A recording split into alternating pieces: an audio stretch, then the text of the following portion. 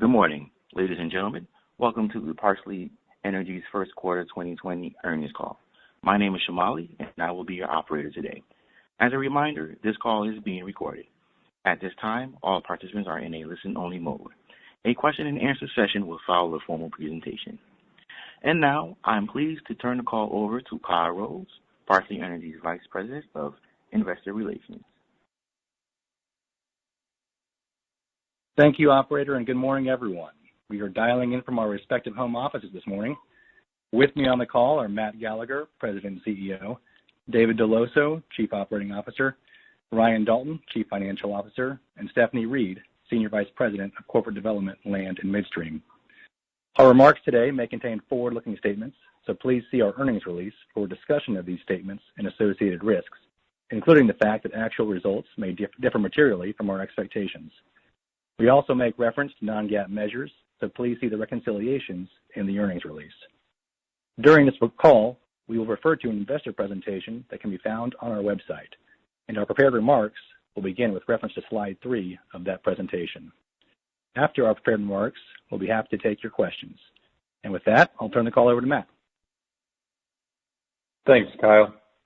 It's been just over 10 weeks since we hosted our fourth quarter earnings call, but in some ways it feels like 10 years.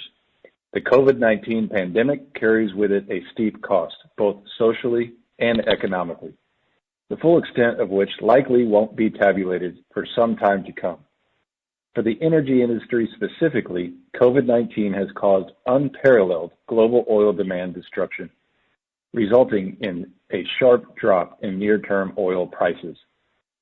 In this time, I need to commend our own heroes, our field operators, and our contractors and our vendor partners whose work continues to provide domestically sourced energy day in and out, albeit in a modified process due to the virus.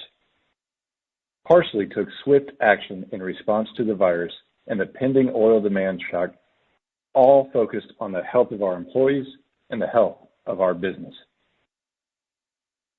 Turning to those business results, I want to acknowledge some accomplishments by our team that would have normally received the lion's share of attention in a typical quarter. First, after closing our Jagged Peak acquisition in early January, the integration process has been seamless. This is a testament to rigorous planning, collaboration, and behind-the-scenes effort from numerous departmental groups. Truly a team effort. This is Parsley at its best. Synergy capture is well in hand. Next, I want to highlight our drilling, completions, and facilities teams for continuing to grind well costs lower while safely pushing efficiencies higher. David will touch on the continuous organic improvements recorded by our team a bit later. Finally, I would be remiss for not mentioning the strides taken on multiple fronts year to date to reinforce the strength of our balance sheet.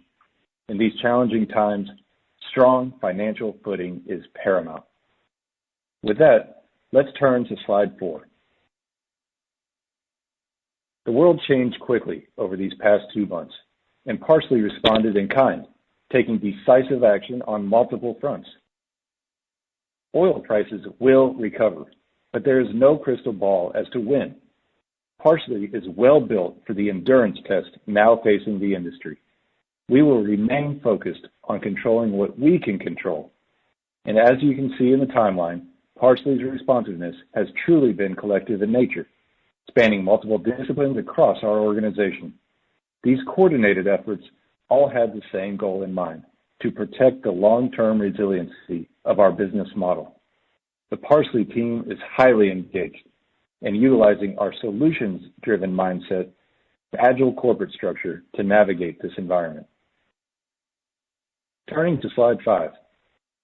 One key advantage of the short-cycle capital projects delivered by Parsley and other domestic shale producers is that activity and spending plans can quickly adapt to changing market conditions. We started this year budgeting at $50 oil with a capital budget of $1.6 to $1.8 billion. We were running 15 rigs and 5 frac crews during January and February, but steadily reduced activity throughout March as oil prices and market fundamentals deteriorated. In mid-April, we temporarily suspended sanctioning all new drilling and completion operations. Our 2020 activity plans will remain flexible and our capital allocation philosophy will remain simple. We will not drill through our hedge book, but will evaluate incremental capital investment decisions based on unhedged economics and prevailing market conditions.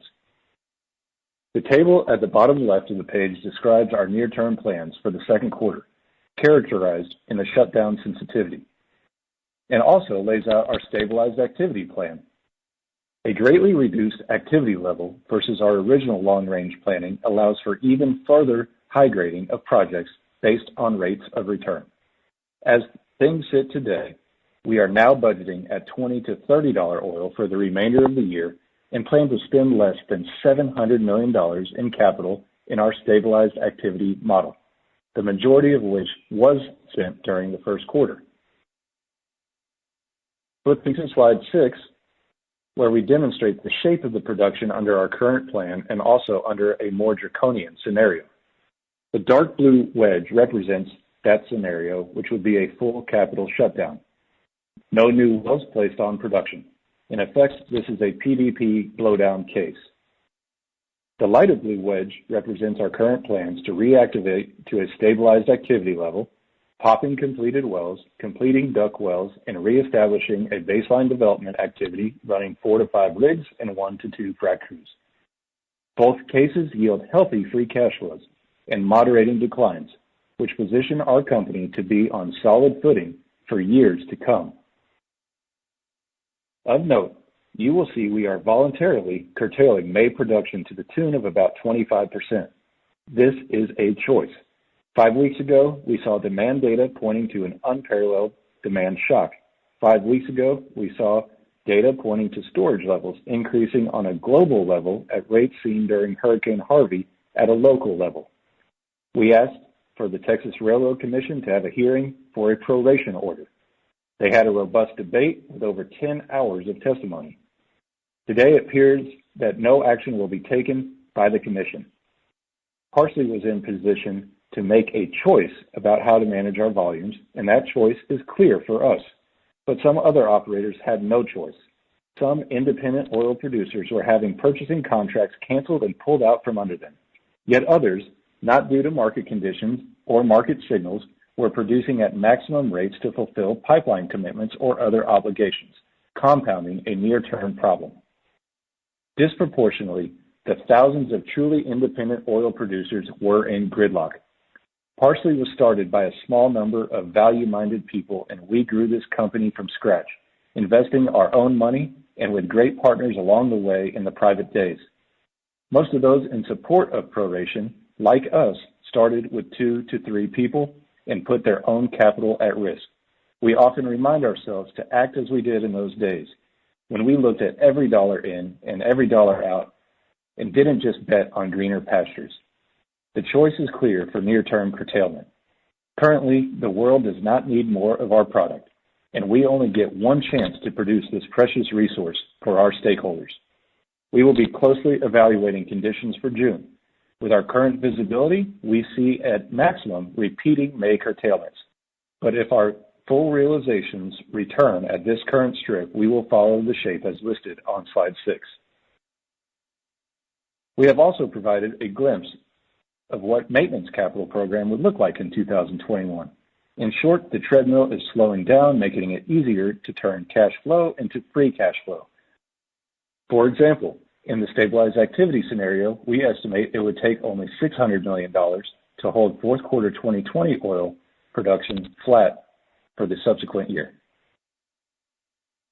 In both scenarios, we expect to generate healthy amounts of free cash flow in 2020 to the tune of $300 million plus, and exit the year with a solid balance sheet, ample scale, and a shallower oil base decline, and visibility to sustained free cash flow in 2021.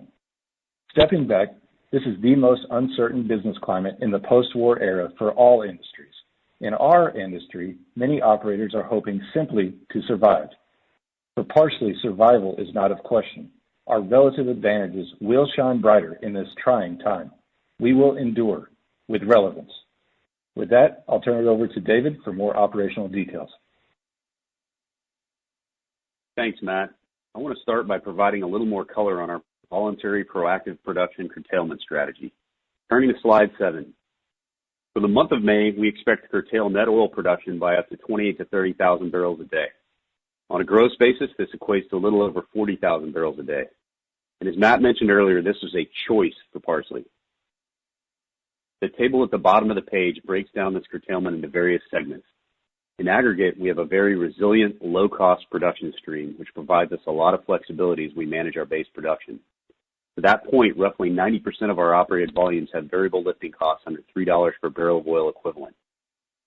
We expect these curtailments in May to modestly enhance our free cash flow profile in 2020.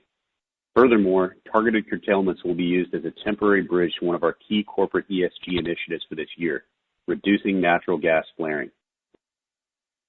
Our operations team notched some nice flaring mitigation wins from new infrastructure solutions put in place during the first quarter, specifically on our recently acquired Jagged Peak properties where historical flaring had been high. Then, in mid-April, Parsley voluntarily shut in several pads that were flaring natural gas. This was a common-sense approach in the interim.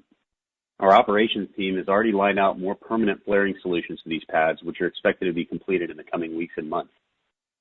Finally, there seem to be two common questions with regards to curtailments that I wanted to touch on briefly. First is how quickly can curtailed production be restored or ramped back to previous levels? For Parsley, the answer is fairly quickly. We would estimate 1 to 2 weeks. Importantly, our marketing arrangements continue to provide us with advantaged flow assurance, so we do not currently see that as a limiting factor in restoring volumes either. To reiterate, though, the plans laid out here are for the month of May. We will continue to evaluate this voluntary curtailment level on a regular basis going forward, and will adjust production levels quickly and responsibly as the market conditions evolve. The second common question focuses on the impact production curtailments have on the reservoir itself. As the Permian shifted more into development mode, temporary shut-ins became part of normal operations. Based on our historical data, we have not seen evidence to suggest that temporary curtailments negatively impact longer-term reservoir integrity. Turning to slide 8. Our drilling and completions team continue to raise the bar, setting new company records for footage per day in both the Midland and Delaware basins. These continued operational efficiency gains helped drive our well costs even lower during the first quarter, shaving about 10% off our initially budgeted costs. And the fact that Jagged Peak was integrated during this same time frame only makes this operational excellence more impressive. When we first announced the acquisition of Jagged Peak last October, we highlighted that capital efficiency gains on these assets were going to be expected in 2020. A seamless integration effort coupled with record efficiency enhancements I mentioned earlier enabled us to significantly outpace our original improvement expectations. This is a true testament to the cohesive integration delivered by the Parsley team. As market dynamics shifted throughout March, our supply chain management team led an outreach program targeting all suppliers across all spend categories. These comprehensive efforts helped generate line of sight to the second leg down in estimated well costs depicted in the bottom right graph. Importantly, these price reductions do not require significant supplier turnover or new activity commitments from Parsley. In other words, these are low-risk savings we expect to generate once it makes financial sense to restart activity. Moving on to slide 9. In a lower commodity price environment, the advantages of being a low-cost operator are more pronounced. We have long been best in class when it comes to lease operating expense, as you can see in the graph on the left. We expect this differentiated effort will continue. Recent efforts by Parsley supply chain management team helped secure price reductions on key LOE spend items. The shut-in of vertical wells takes higher unit cost production out of the system, and the company's integrated water handling system is a strategic margin enhancer. Overall, this combination of factors should help offset a decrease in near-term production volumes. We're also extracting cash costs in the model on the G&A side, again controlling what we can control and protecting our margins. The Jagged Peak synergy capture is ahead of schedule, and executive leadership was early to step to the plate with voluntary compensation reduction. We'll continue to attack other overhead from multiple angles. In total, between G&A and LOE, we see combined cash cost savings of roughly $65 million versus the midpoints of our initial budget ranges. And now I'll pass it over to Stephanie to review our marketing position. Thanks, David. Flipping to slide 10, we have long stated that our marketing strategy centers on two guiding principles: dependability and diversification. Those principles have never been more important.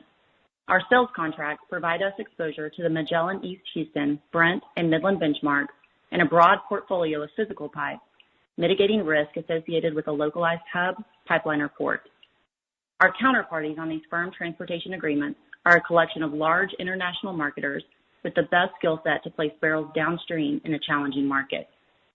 As barrels continue to flow on pipe, finding ways to market, it is safe to assume that Parsley's barrels will be among those transported if we so choose. Which leads me to another key advantage of our marketing position, flexibility. Although we have advantaged flow assurance, we do not have burdensome associated take-or-pay liabilities. First off, we will not incur any firm takeaway-related deficiency payments due to our voluntary choice to curtail May production volumes. And, as you can see in the table on the left side of the page, as we pursue the stabilized activity plan for the rest of the year, our estimated deficiency payment in 2020 is only around $2 million. In other words, future upstream capital allocation decisions will not be motivated by midstream considerations. The tail will not wag the dog. Finally, as you can see in the map on the right, our acreage sits in that API gravity sweet spot. Our weighted average barrel of production is 41 degrees. This matters more than ever in an environment where refiners are shunning higher gravity crudes to minimize gasoline yields and Asian export economics are challenged. Our sales volumes are not subject to any discounts applied to higher API gravity crudes like West Texas Light, which began the month of May trading at a $5 per barrel discount to WTI Midland. In an environment where every extra dollar of margin will have a meaningful impact on free cash flow, possessing a favorable crude quality continues to be a nice inherent advantage. And now I'll pass it over to Ryan to discuss Parsley's sound financial position. Thanks, Stephanie. Now on to slide 11. A consistent hedging program has always been a cornerstone of Parsley's financial strategy, and the importance of these risk mitigation efforts was highlighted during the recent sharp fall in oil prices. Parsley believed that increased uncertainty in crude market fundamentals required additional actions on our part to manage that risk. So, during March and April, Parsley proactively managed its hedge position. We restructured our existing 2020 hedge positions to provide additional protection against lower oil prices using swaps and two-way collars. Over 80% of our hedges in the second quarter are swaps or two-way collars with unlimited downside protection. Additionally, Parsley moved aggressively to protect its 2021 cash flow by adding swap positions, which are well in the money based on today's strip. Our full hedge position can be found in the supplementary slides. Turning to slide 12, our leverage profile remains healthy and our liquidity position was recently enhanced during our April bank redetermination. Our borrowing base was reaffirmed at $2.7 billion. Our commitment amount was increased by 7.5% to $1.075 billion, and our maturity date was extended by 2 years. These proactive steps in this challenging environment speaks to the credit quality of Parsley and highlights strong support from our bank group. With a healthy free cash flow target in 2020, we will continue to prioritize paying down debt, returning capital to shareholders through our dividend program, and further fortifying our financial position. Turning to slide 13, we are now budgeting at $20 to $30 oil for the remainder of 2020. In this context, our corresponding capital budget will be less than $700 million, with more than half of that spending having already occurred in Q1 20. Given recent market volatility and ongoing uncertainty, the company has temporarily suspended its detailed guidance on production, activity, and unit costs. But we have not altered our guiding principles: preserving stable free cash flow, maintaining a healthy leverage profile, allocating incremental capital based on unhedged economics. These will continue to serve as guideposts. To wrap things up, we are staying flexible and will continue to do what is necessary to preserve long-term shareholder value. With that, we'd be happy to take your questions. Thank you. At this time, we will be conducting a question and answer session. If you would like to ask a question, please press star 1 on your telephone keypad. A confirmation tone will indicate your line is in the question queue. You may press star 2 if you would like to remove your question from the queue. For participants using speaker equipment, it may be necessary to pick up your handset before pressing the star keys. Due to time constraints, we will only accept one question and one follow-up question. One moment, please, while we poll for questions. Our first question is from Scott Hanold from RBC Capital Markets. Please proceed with your question. Yeah, thanks. Appreciate all the detail and specifically with the progression of shut-ins, or at least defining how you're going about that. Obviously, the bulk of it's in, the bucket of POP deferrals, volume management, and shut-ins. Can you just give a sense of when you look at volume management and shut-ins, how big of that total is that, and how do you go about selecting which wells those are? Yeah, Scott, it's a chunk of it for sure. We look at cash margin as kind of the first cut, and beyond that, there's several other variables that we look at before shutting a well in. Everything from its vintage, where it is, its artificial lift type. So as you progress through this, it makes up a pretty good piece of that. But the pops, there's about 15 pops that haven't come online yet, so that obviously is a material piece throughout the year. Okay, understood. And with respect to getting in the back half of the year, if you get to your baseline view of more looks like maintenance activity by the time you get into late 3Q into 4Q, how do you plan and how do you view kind of the go forward plan at this point? Like, what price do you guys feel comfortable moving above that 4 to 5 rigs and 1 to 2 frac crews as you kind of migrate into 2021, and just talk about what kind of levels of free cash flow do you need to see, and how does that plan look moving forward?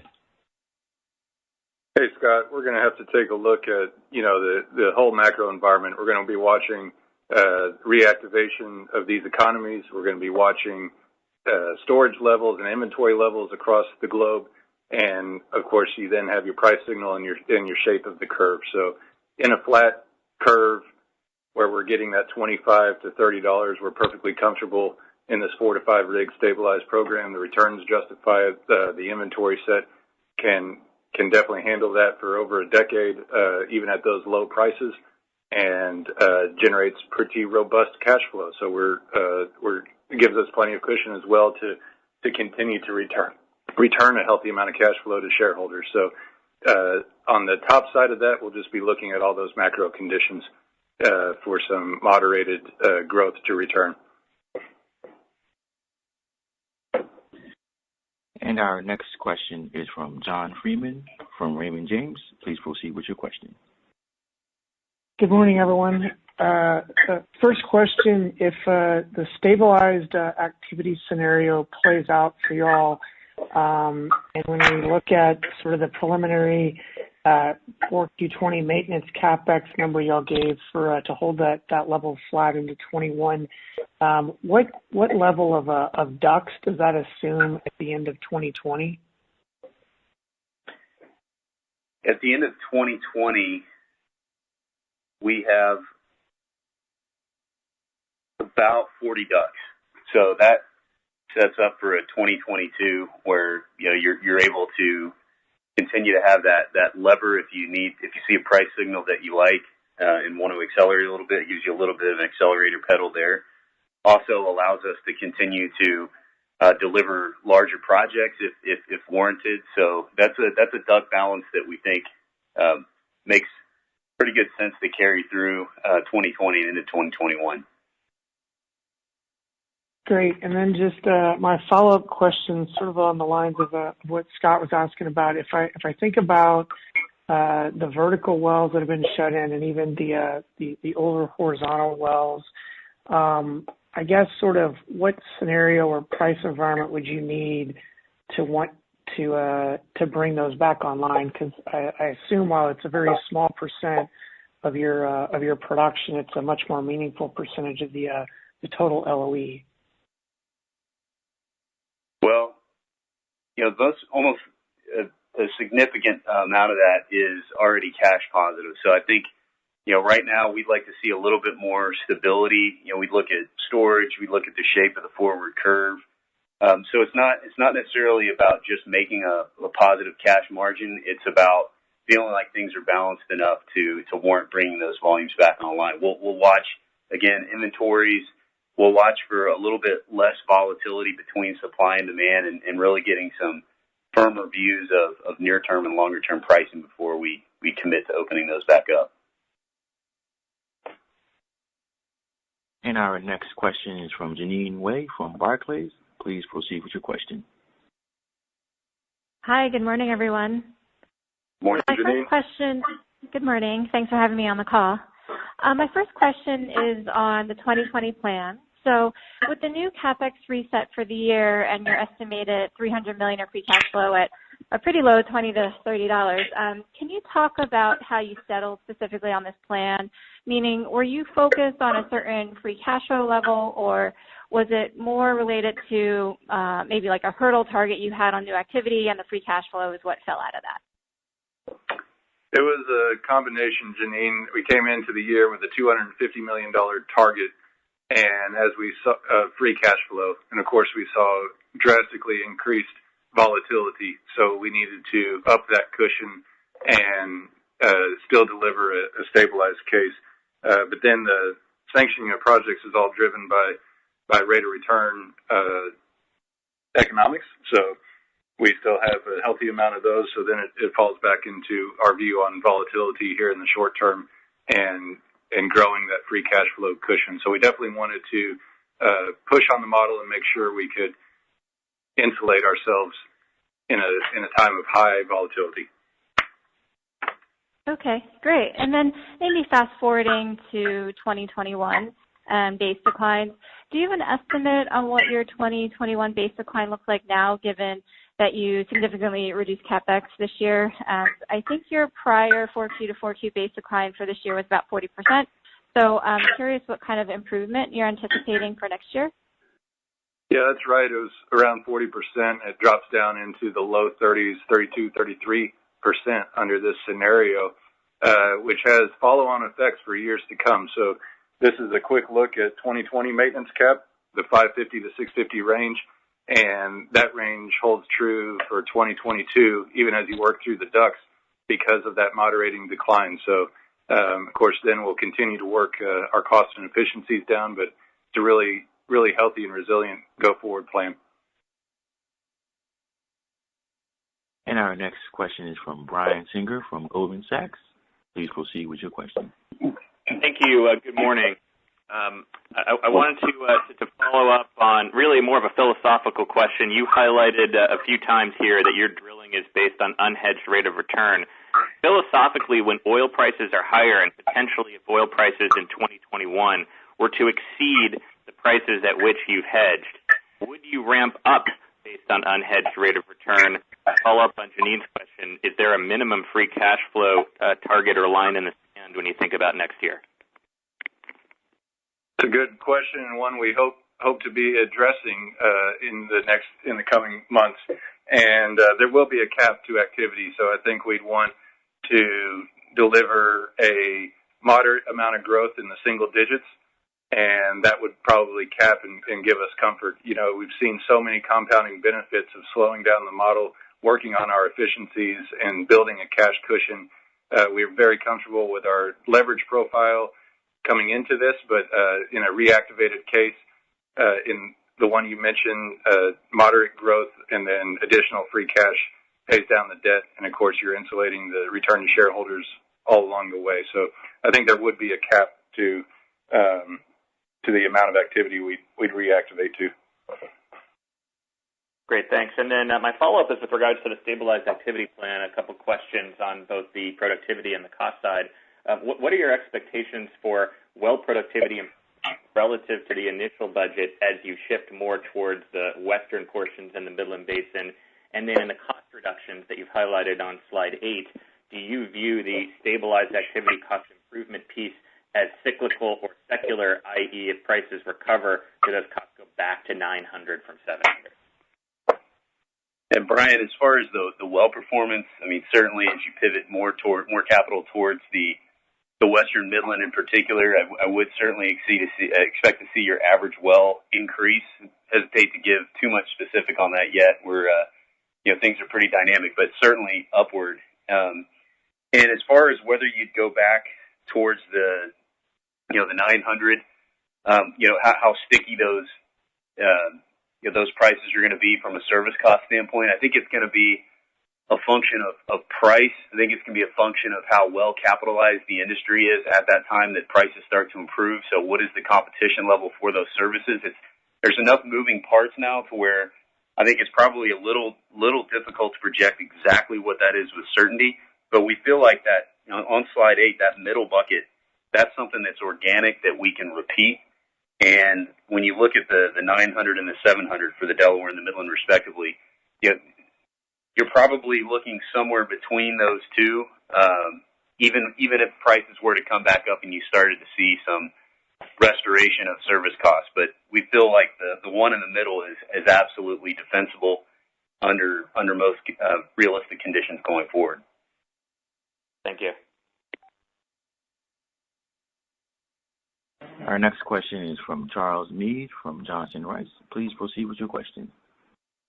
Morning, Matt, to you and your whole team there. I wanted to ask a question about June, and you know everything's looking better today, and I echo your sentiment that it'd be nice to go back to having having to answer questions about what we do in a rebound scenario. But specific to June, when will your volume picture come into better focus for June, and how do you foresee the pieces coming together to see if your shut-ins extend to June or perhaps increase or decrease?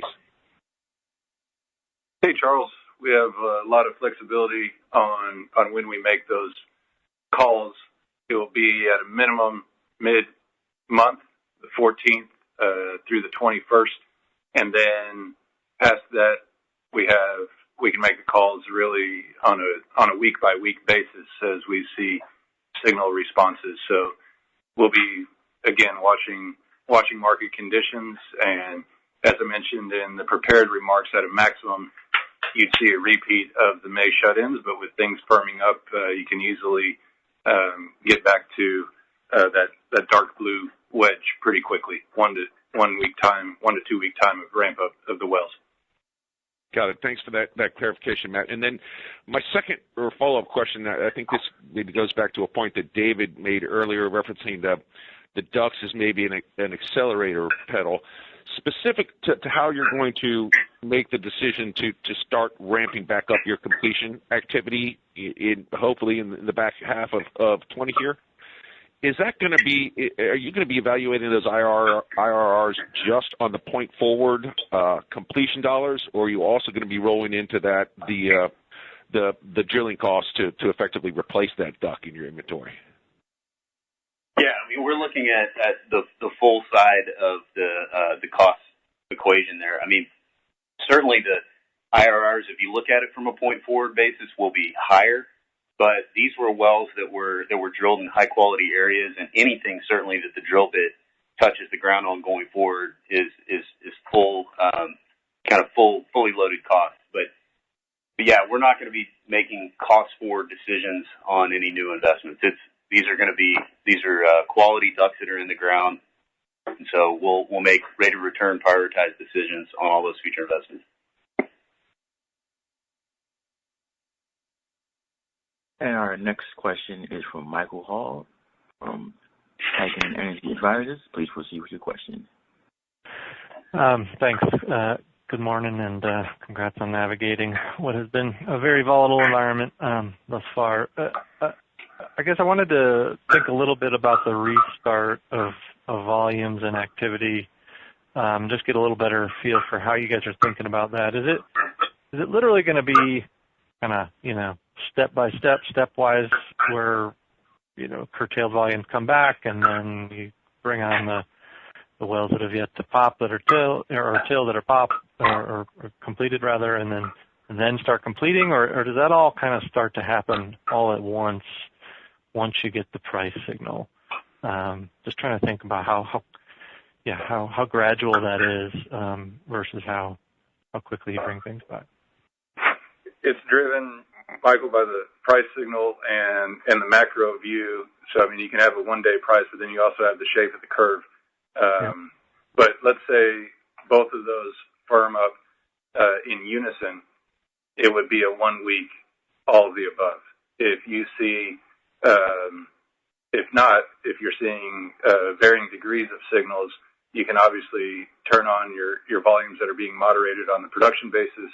You can easily pop the wells that are drilled out, and then you can reactivate the lower margin wells. So it just depends on the magnitude of both the price signal and the macro conditions. But the quickest you could reactivate is about a week, and then after that it would take, it would be stepwise throughout all the matrix of the wells that are shut in. Okay. Yeah, that's helpful. Just trying to get a handle on how you're thinking about it. So that's helpful for sure. And then I guess as it relates to signals, are you seeing any anecdotes in the field currently that, suggest the physical market has improved, where we stand today relative to what it looked like at the height of the downside volatility that, came with last month, or any insights or anecdotes you can provide on that front? Sure, Michael. This is Stephanie. As Matt and David both mentioned, just really watching the macro. We're watching May and June. We think Midland may be short volumes in June, and that's providing the uplift that we're seeing recently, in May, that we're seeing recently. For June, I think, it's a few different signals. With all of the curtailments across the space, I think, there's no concern about volumes flowing. We don't have concern about being able to place those barrels. And I think the price of the volume, of the crude is essentially, showing that. We continue to watch the June roll and the diffs, and those will close out around the 20th and 25th of May, and will give us additional price signals and help determine what we plan to do in June.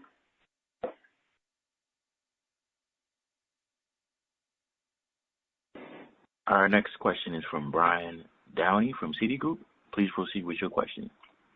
Good morning. Thanks for taking the questions. Just wanted to follow up on Brian's earlier question. I'm curious what explicit well cost or service pricing level assumptions are baked into the maintenance scenarios that you show in slide 6 into next year. Yeah, we have basically what we show in slide 8.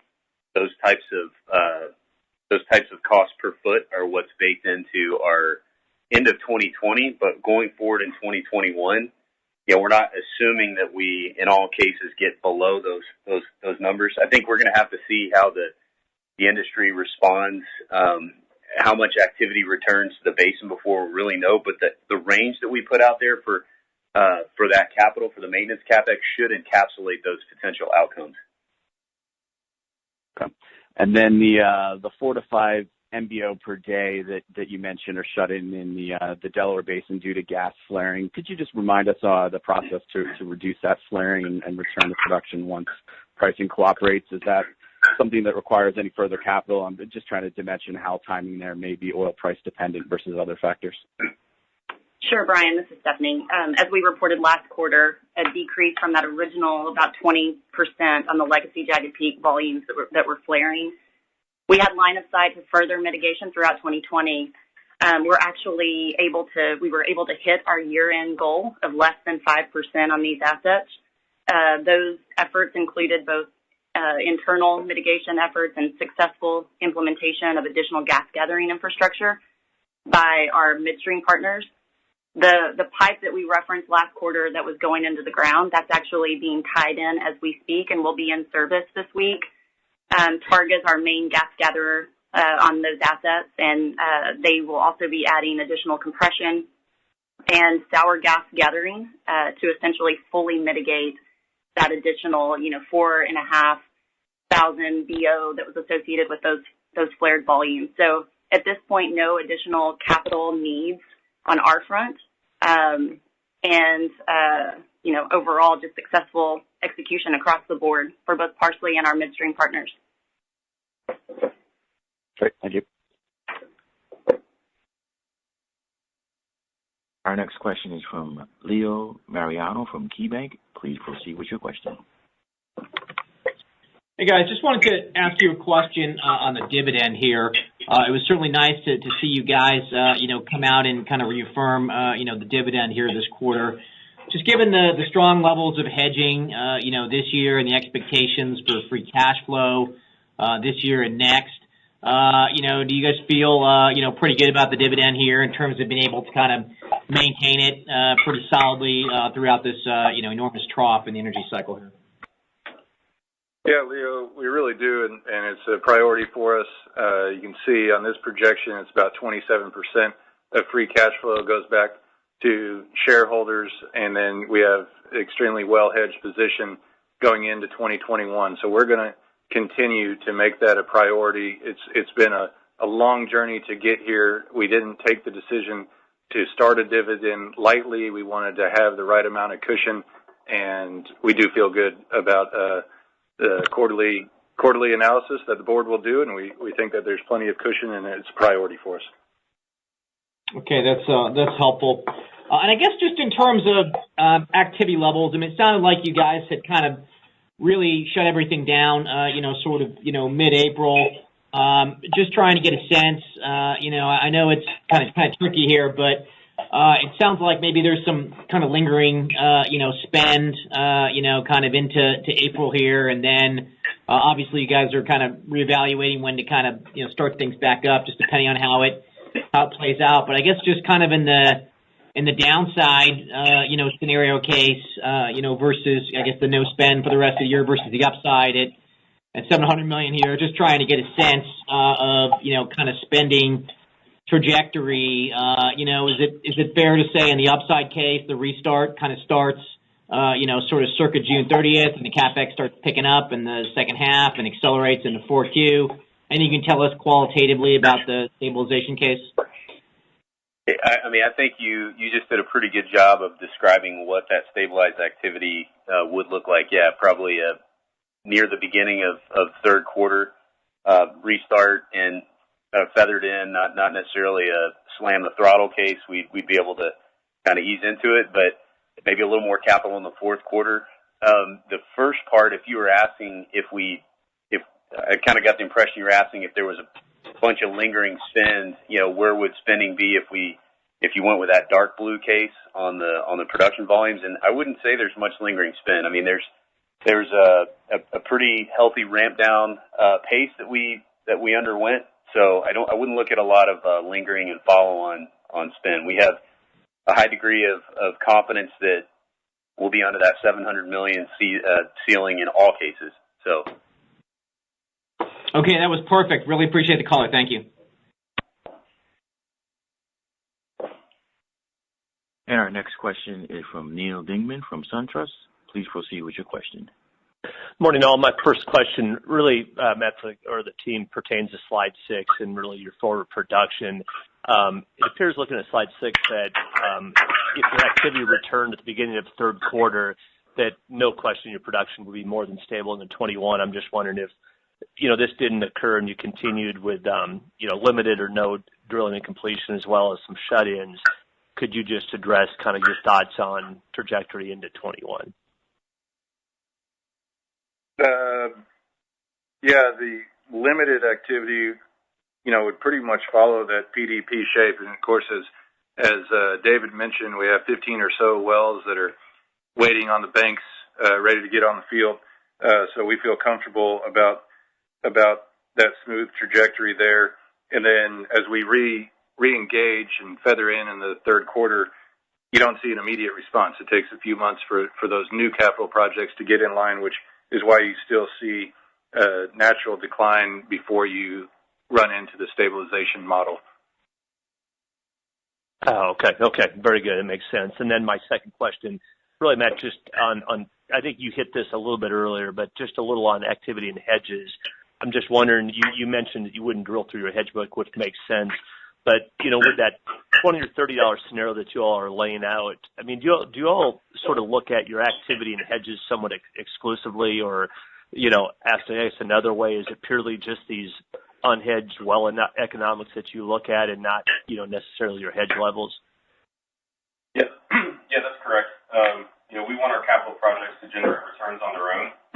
we view the hedges more as support for the balance sheet as opposed to support for the capital program.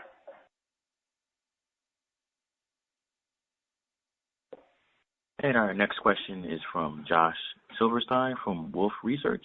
Please proceed with your question. Yeah, good morning. Thanks, guys. Matt, just targeting a couple things on the growth rates you were talking about previously. Has the idea of 10% growth been kind of thrown off the table, at least for the foreseeable future? This was something that you guys were previously targeting around 50 WTI. I was just wondering if, given all of the lower cost right now, if that's actually been moved lower for you guys to be able to grow that amount. That's a great question. We'll have to evaluate it when we get to that point. The inventory set, the balance sheet, everything could deliver it.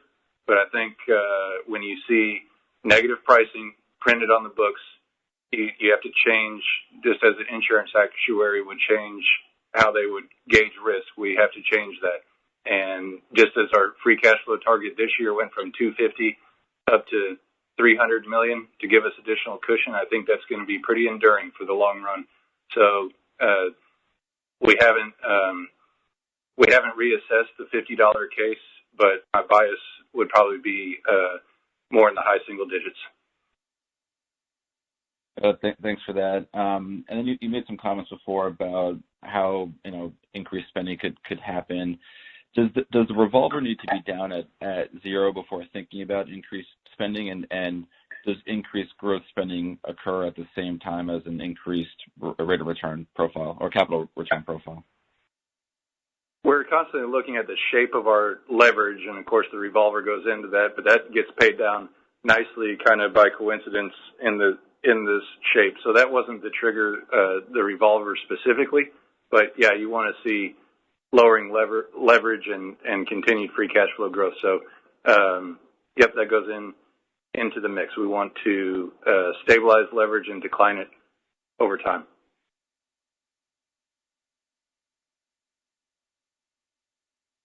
And our next question is from Asit Sen from Bank of America. Please proceed with your question. Thanks. Good morning. Hey, on the potential restart, you mentioned on a quick 1 to 2 weeks. My question is more on efficiency. In the past, Parsley has gone great lengths to improve operational efficiency. So as you put production back, how easy would it be to recapture some of those efficiencies once the market returns? And in a low-price environment looking into 2021, would your development plan change in a low-price environment, whether on pad size or well spacing? Any thoughts on that? As far as the efficiencies are concerned, I mean, that is a major goal for Parsley going forward. We just printed a record D&C efficiency quarter in the first quarter, so we are very focused on making sure that we head out of the starting blocks at full speed, and that's not going to be easy, but the entire organization is preparing for when that happens. Let's make sure we get out of the way or out of our own way and get that done effectively. So, capturing the elements of what enabled us to accomplish what we did in the first quarter, being very intentional about working with our suppliers and getting ready for that when it does happen. It's a huge focus because we don't want to lose momentum there. And as far as bringing wells back online, that's something that we've done before, not at this scale, of course, but we think that we can do that with efficiency, both in terms of speed of bringing volume back on as needed, and then in terms of cost as well. And our next question is from Jeff Grampp from Northland Capital Markets. Please proceed with your question. Good morning, guys. Thanks for squeezing me in here. Just sticking on the topic of free cash flow, as we look out into 2021 and see that trend continuing and maybe even expanding, just kind of curious to get your all's thoughts if you could kind of maybe force rank the opportunity set within uses of that free cash flow, whether that be potential dividend increases, buybacks, acquisitions, things of that nature. I feel comfortable with our dividend level, and we want to make sure, it's a priority and sustainable and multiple outcomes. So I think 2021, the priority is going to be on debt paydowns. And our next question is from Gail Nicholson from Stephens. Please proceed with your question. Thanks for fitting me in. Quick question on LOE. 90% of the operated volumes have variable lifting costs sub $3 per BOE. Can you just talk about the components that make up that $3 per BOE on the variable lifting cost? Sure, Gail. I'll speak at a high level. I mean, there are certain things that are variable, probably regardless of which operators you'd ask. Chemicals, water disposal come to mind, things like electricity. So I would say we're probably similar in how we characterize that to many operators, more of those true per barrel costs on the LOE side. And we say that 90% of it is below $3 per BOE, and most of those barrels are well below that. So it just speaks to the ability of these wells to capture strong positive margins, even these suppressed commodity price environments. And our next question is from Phillips Johnson from Capital One. Please proceed with your question. Hey guys, thanks. My question relates to slide 6. I appreciate the chart that shows what oil production might look like throughout the rest of the year.